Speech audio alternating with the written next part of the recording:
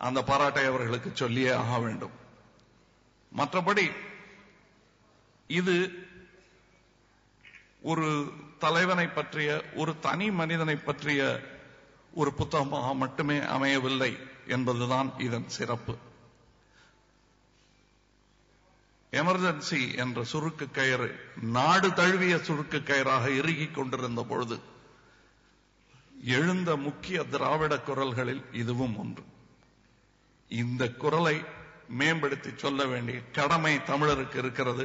அதை செய்திருக்கிறார் சோலை அவர்கள். இதில் பல குரல்கள் அவ்வப்போது தெரிகிறது. அவர் குரல் போக தோழர் தியாகு அவர்களின் குரலையும் அதில் பதிவு செய்திருக்கிறார். பல திமுக தலைவர்களின் குரலும் அதில் பதிவாகி இருக்கிறது. காலச்சுவடு என்று அதற்கு தலைப்பு அளித்தது மிகவும் பொருத்தமாகவும் எனக்கு தோன்றியது. நடையின் அழகை பற்றியும் எளிமையை பற்றியும் என்னை விட தேர்ந்தவர்கள் சொல்லிவிட்டார்கள். அதை சொல்லும் வயதோ அருகதையோ இல்லாவிட்டாலும் சொல்லும் கடமை எனக்கு இருக்கிறது என்று நான் நினைக்கிறேன். இதில் பல வர்ணனைகளில் எனக்கு பிடித்த ஒரு பதட்டமில்லாத, ஆர்ப்பாட்டமில்லாத வர்ணனை ஸ்டாலின் அவர்கள் அணிந்து கொண்ட முழுக்கை சட்டை. அது என் மனதை தொட்டது. இது நிகழ்ந்த சம்பவம். மகாநதி மாதிரி படங்கள்லாம் நான் எழுதும் போது அது நாங்கள் இப்படியும் இருந்திருக்க கூடும் என்று செய்து கொண்டு கற்பனை, இப்படியெல்லாம் இருந்திருக்கிறது என்பதை பதிவு செய்ய வேண்டியது கடமையாகிறது. நாளிதழ் ஆசிரியர்கள் நாம் அதை படித்துவிட்டு பழைய பேப்பர் கதையில் போட்டாலும் நிகழ்ந்து கொண்டிருக்கும் சரித்திரத்தை பதிவு செய்பவர்கள், அவர்களுக்கு அந்த கடமை இருக்கிறது. நிகழ்ந்து கொண்டிருக்கும் சரித்திரத்தை அவ்வப்போது பதிவு செய்பவர்கள் மரியாதைக்குரியவர்கள். நாளிதழ் தானே என்று கசக்கி போட்டு விட முடியாது. எக்ஸனோரா நிர்மல் அவர்கள் அதை அனுபவிக்கிறார், இந்த கசக்கி போடுற பேப்பர்லாம். ஆனால் இந்த பத்திரிகையாளர்கள், மாண்புமிகு பத்திரிகையாளர்கள் இந்த பேப்பரை கசக்கி போடாமல் துலக்கி போடுகிறார்கள் அவர்கள் எழுத்தின் மூலம். இப்படிப்பட்டவர்கள் மத்தியில் நான் அமர்ந்திருப்பதை முதலில் பெருமையாக நான் நினைக்கிறேன். இந்த வேறுபட்ட யூனிட்டி இன் டைவர்சிட்டி என்று ஐயா அவர்கள் சொன்னார்கள். அதில் இன்னொரு விஷயம் எனக்கு சிம்பாலிக் என்ற, எங்கள் சினிமாக்களில் எல்லாம் இந்த சிம்பாலிசம் மிக அழகாக சொல்ல வேண்டும் என்று பெருமுயற்சியில் சில சமயம் முகம் சிராய்ப்பு ஏற்படும் அளவுக்கு செய்து விடுவோம் நாங்கள். அதில் ரொம்ப அழகாக இதில் ஒரு சிம்பாலிசம் எனக்கு தென்பட்டது. சிறையுள்ள அவள் சென்ற பொழுது இருட்டில் இடறிய போது ஐயா அவர்கள் மேல் கால் பட்டுவிட அவர் அன்பாக அவரை அரவணைத்துக் கொண்ட செய்தியை இங்கு சொல்லி இருக்கிறார். விழுதும் வேரும் சந்தித்துக் கொண்ட நிகழ்ச்சியாக எனக்கு அது தோன்றியது. இங்கே நான் வந்திருப்பதற்கு காரணம், இது ஒரு திராவிட இயக்கத்தின் பதிவு. அது எங்கிருந்தோ ஆரம்பிக்கிறது.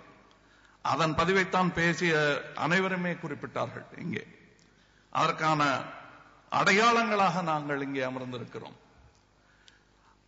இப்பொழுது சொல்லும் போது நான் வேடிக்கையாக சொன்னேன், கோபத்தில் அல்ல, எனக்கு கோபம் அல்ல, நான் மையத்தில் இருப்போம். நான் நடத்தும் பத்திரிகை பேர் கூட மையம்.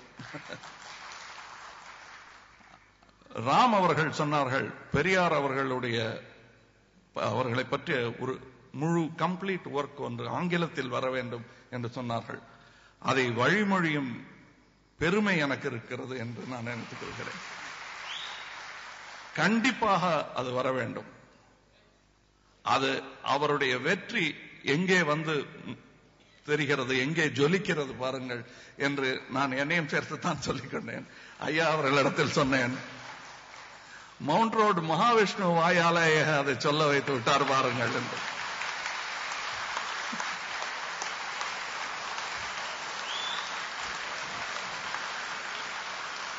அதுல நான் எவ்வளவு ஜாக்கிரதையான ஆளுங்கிறதையும் நீங்க தெரிஞ்சுக்கணும்.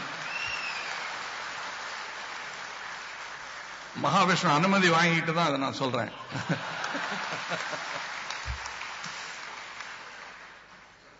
ஆக இந்த இயக்கத்தின் வெற்றியை சொல்லி காட்ட வேண்டியது என்னுடைய கடமை. இதையெல்லாம் நினைத்துக் கொண்டுதான் நான் இங்கே வந்திருக்கிறேன். இதனால் நான் நிலைய வித்வானானால் பரவாயில்லை. நல்ல சங்கீதம், பூங்குயில் பாடினால் நல்ல சங்கீதம், குழந்தையின் அழுகையும் நல்ல சங்கீதம். நான் நல்ல சங்கீதத்தில் நம்பிக்கை உள்ளவன். இங்கே ஸ்டாலின் ஐயா அவர்களை நான் பல முறை சந்தித்திருக்கிறேன். ஒரு தலைவரை சந்தித்த உணர்வு ஏற்படாமல் வெகு ஜாக்கிரதையாக, it is not by accident, it's by design, எப்பொழுதுமே தன்னை அந்த நிலையில் வைத்துக் கொள்ளும் திறமையாளர் அவர். அது மிக முக்கியம். அதை நான் உள்பட பலரும் கற்றுக்கொள்ள வேண்டிய ஒரு பாடமாக நான் நினைக்கிறேன். அதை பார்த்து வியந்திருக்கிறேன். இந்த புத்தகத்தில் அது எவ்வாறு வந்தது அந்த குணாதிசயங்கள் என்பதற்கான ஆதாரங்கள் இருக்கின்றன. புத்தகத்தை பற்றி வெகுவாக பலரும் அத்தியாயமாக புட்டு வைத்தாலும் இன்னும் படிப்பதற்கு நிறைய இருக்கிறது. இன்னும் இதில் வியப்புகள் நிறைய காத்துக் கொண்டிருக்கும் உங்களுக்கு. இதில் ஐயா சோலை அவர்களுடைய எழுத்தில் அறிவு மட்டுமல்ல, அனுபவம் மட்டுமல்ல, முக்கியமாக அன்பு தெரிந்தது அதற்கு. அதை வணங்க என்றுமே தயங்காதவன் நான். அந்த அன்புக்கு வணக்கம். என்னை இங்கே அழைத்து பேச அனுமதி அளித்த அந்த அன்பிற்கும் வணக்கம். அனைவருக்கும் வணக்கம்.